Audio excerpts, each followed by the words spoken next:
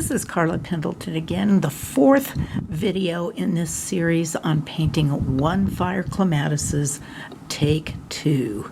Take 1 did not turn out very well due to the efforts of a kitty cat determined to influence my painting hand, and then also I noticed I was painting most of the time off camera. So I'm starting all over again. You see I've painted a clematis here in the foreground. It's not exactly like the clematis I started with or left you with on the third video, but it's my best attempt at it. Excuse me. At any rate, I do want to show you how to convert this clematis into a columbine. So the first thing that we want to do with a columbine is what I call a double petaled flower. It consists of outer petals that look very much like the clematis, and then inward trumpet shaped petals with long spurs that come down towards the bottom. So take a look at some photographs before you start painting. Photographs of clematis are all over the internet, so shouldn't be too hard to find one. You can also find them in lots of reference books at the library. So, and sometimes that's the best way to paint because you can keep it open in front of you. And of course, there's lots of studies on clematis and columbine available. So let's get started. The first thing we want to do is make sure that the columbine, first of all, does not have a whole lot of these prominent stamen that we see these markings that come down the center, the veining patterns on them. So we're going to smudge those out a bit, and I'm just using a dark loaded brush just to smooth those stamen out a bit.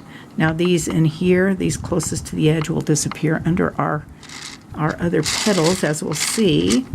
So let me work here and make sure I'm still on the, just going to pull in some color, smooth it out a little bit, recapture some of my highlights, especially along that edge where we will see quite a bit of it. And then on these petals that are foreshortened and coming out at us, we will see, again, let's smooth out those veining patterns, which are typical of the clematis, but not so much the columbine.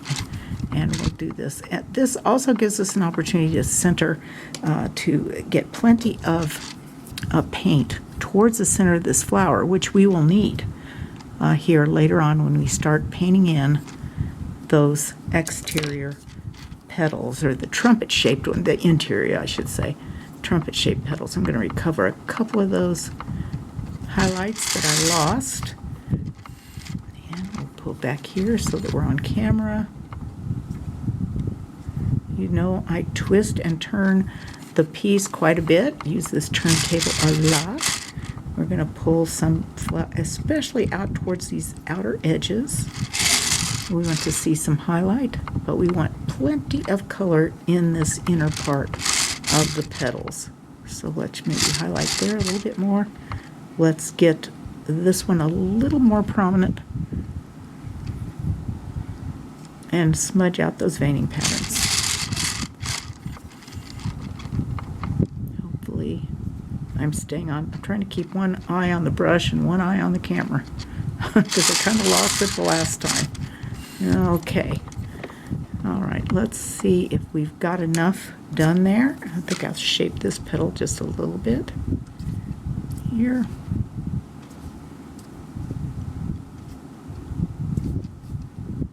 This is the foreshortened petal, or one of them. All right, let's sketch in those interior petals. Now just go right across your center here. We're going to pull in like this. There's one of those petals. Here is a second one. And space them, stagger them. They go in between the outer petals. Here's one we will see a little more from the side.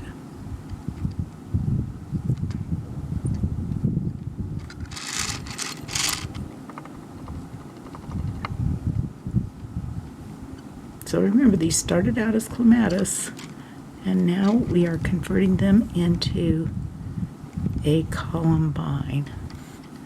Let me see if I can't make sure we're on the edge that you can see what I'm doing here. I'm on camera. Okay, this is a foreshortened petal coming quite out at us. So let's just detail these. Now I'm going to drop down to a smaller brush. Dropping down to a 1/4 inch quill brush. And I'm going to lightly load it with medium.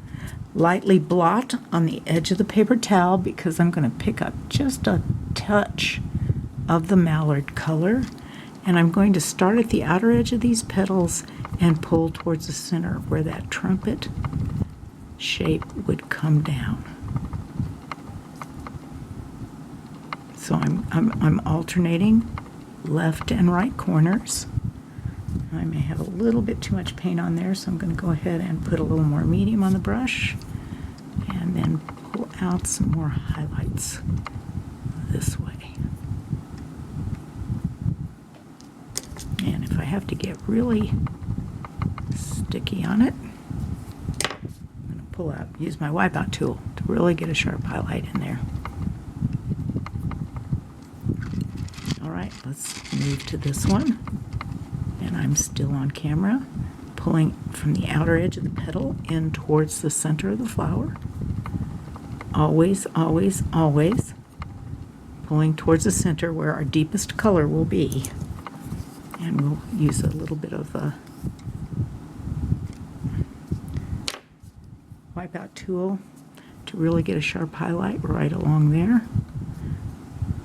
Calm it just a little bit with the brush. Yeah, picking up still a little bit too much paint. I'm going to go ahead and clean my brush. Make sure all the brush cleaner is wiped out onto the paper towel. Light load. This time I won't pick up any mallard because I really want to get a highlight right in there. Now we'll go stretch around to this petal. Again, I'm always pulling from the outer edge of the petal toward myself and toward the center of the flower. I'm developing a lot of paint in that brush again, so I'm cleaning, making sure I blot all of that brush cleaner out of my brush, then a load of medium, and now a light blot here. Let's shape this edge with the wipeout tool and just pull it in to soften it. Don't pull too far into the outer edge of those petals. You see I kind of overlapped there. I'm going to have to come back and probably put a little bit of color back in there. So now let's do this one on this side, pulling from the outer edge of the petal towards the center of the flower, which is also where that spur comes down, that trumpet shape. That's why we want plenty of color right in this area. Toward the center of the flower, I'm going to lightly blot and pull off some more color here. I think I still need more highlight along this edge. Pull out.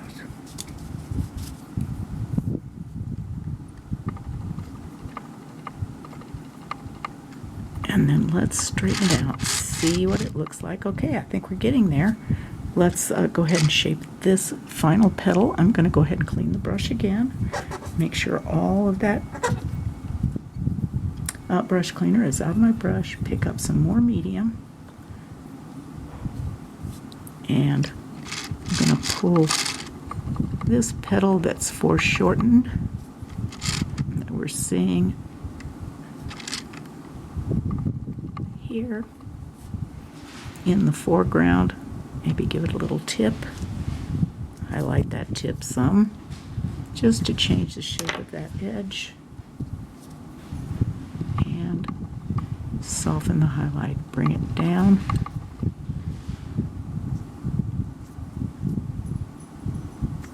Like that.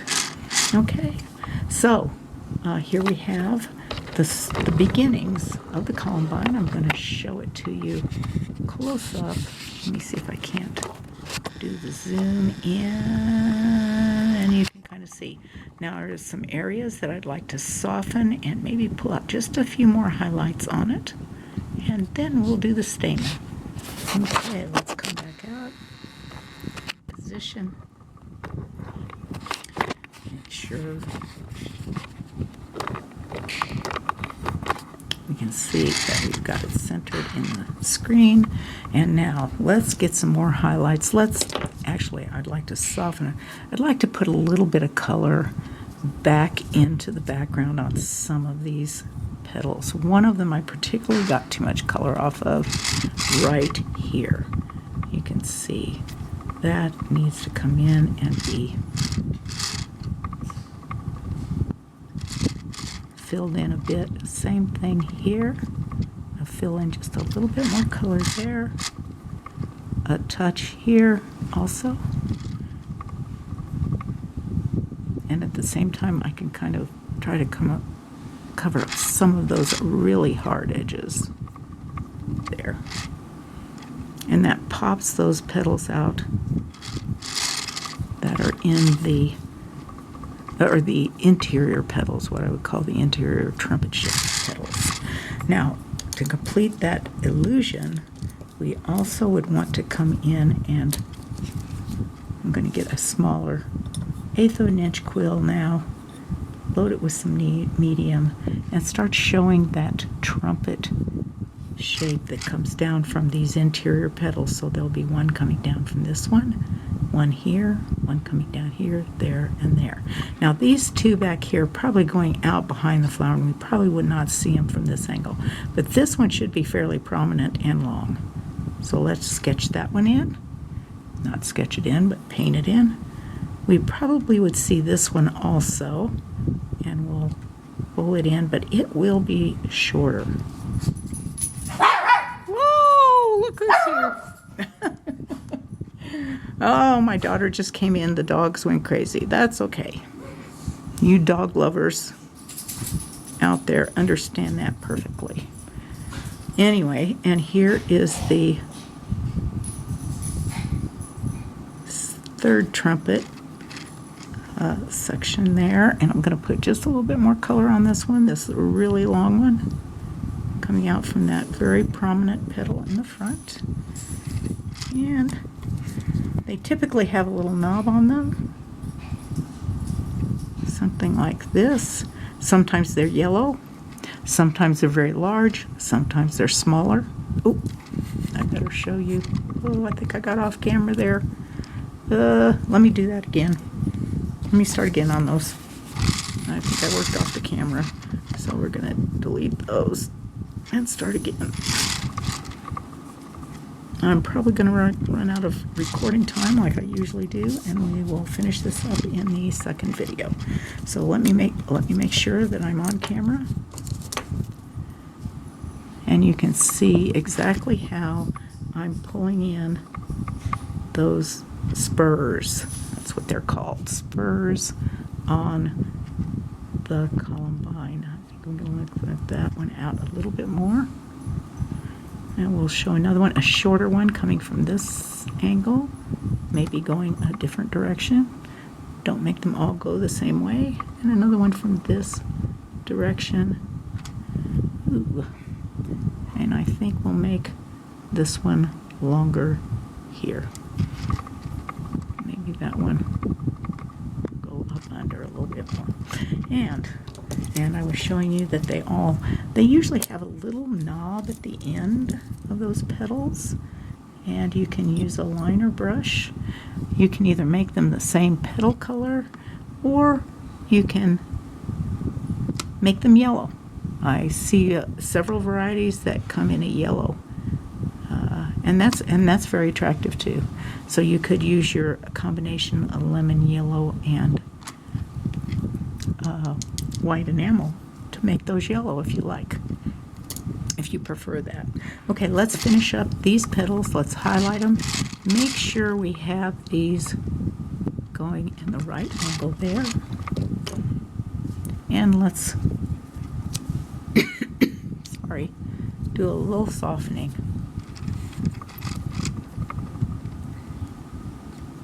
I'm going to soften that edge just a bit. Always make sure you've got plenty of color down here where that trumpet goes in behind. I could just use a little more highlight there. Again, soften. I'm loading with medium, but I'm lightly blotting. So I get a softening stroke. I'm not carrying very much paint. Oh, that one got away from me. Let me pull that edge in a little more.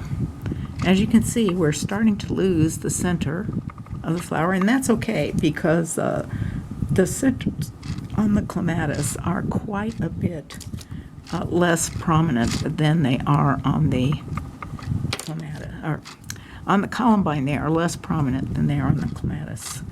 All right, let's do maybe just a little more right there.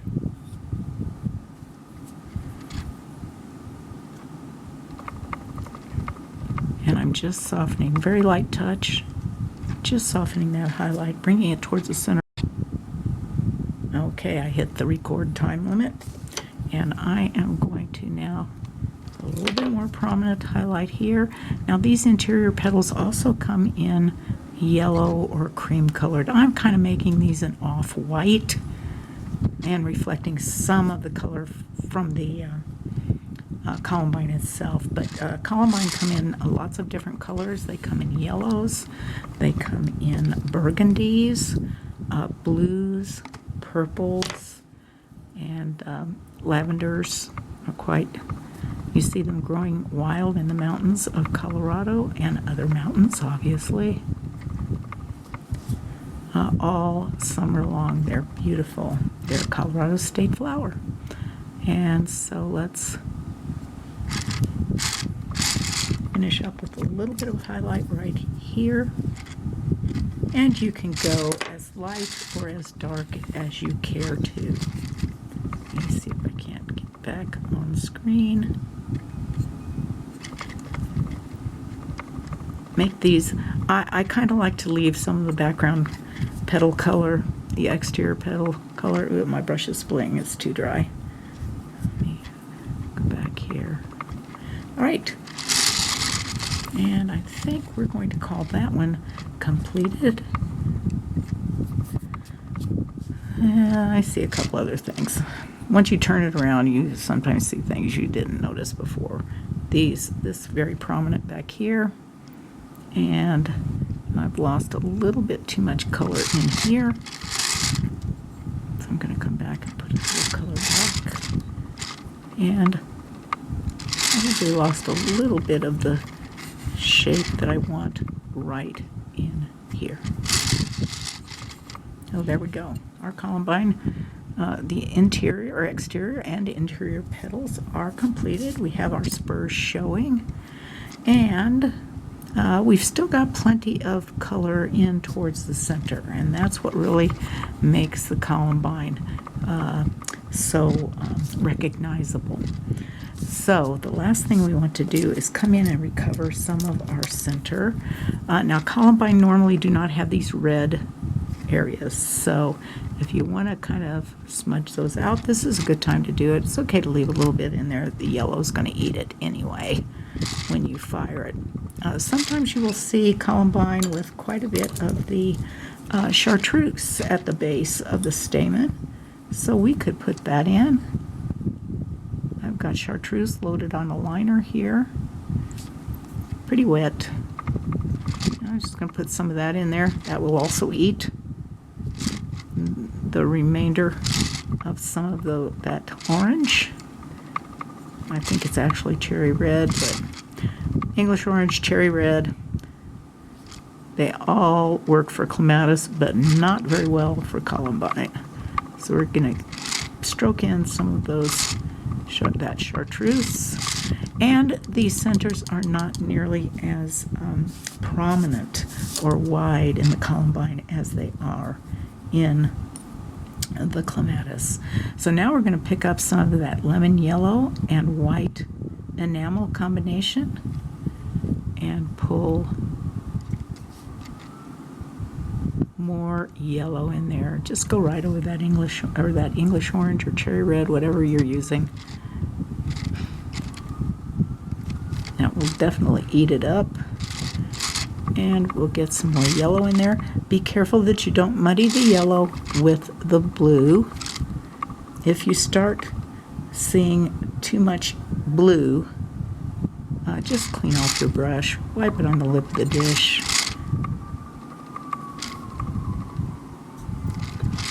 And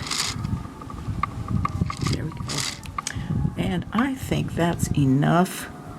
We might need just a little more yellow, more touches of yellow there for the Columbine. So let me give you a close-up here. And I'll zoom in.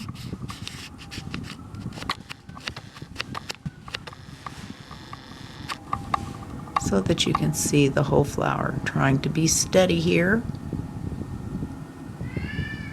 Columbine. Clematis converted to a Columbine. Thank you so much for your attention. If you have comments or suggestions, I have learned how to read the comments. Oh my goodness, I can read them, but I can't respond to them. So if you have questions, be sure and call me at the information you see below on your screen, or email me. I'd be happy to talk over any problems or suggestions that you have, especially help me with videography. Thank you so much. Have a blessed day, and may all of your painting experiences be happy. Bye now.